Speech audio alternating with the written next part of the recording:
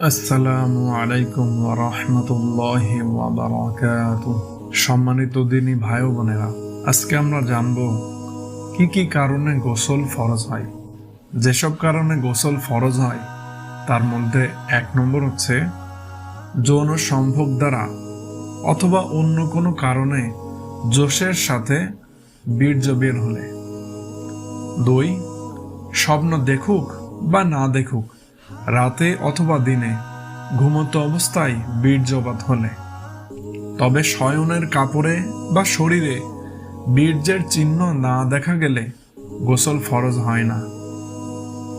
3, স্বামীর লিঙ্গের শুধু অগ্রভাগ অর্থাৎ খতনার স্থানটুকু স্ত্রীর গুপ্তাঙ্গে প্রবেশ করলে, যদিও কিছু বের না হয়, যেমন সামনের রাস্তায় এই হুকুম, ঠিক তেমনি মহাপাপ হওয়া সত্ত্বেও যদি কেউ পেছনের রাস্তায় প্রবেশ করায় তবুও এই হুকুম।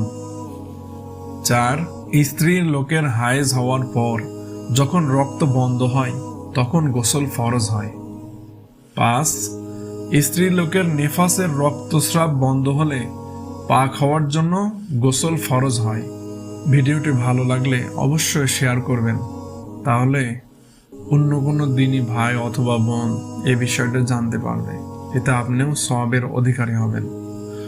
আল্লাহ তাআলা তৌফিক দান করুন। আমিন।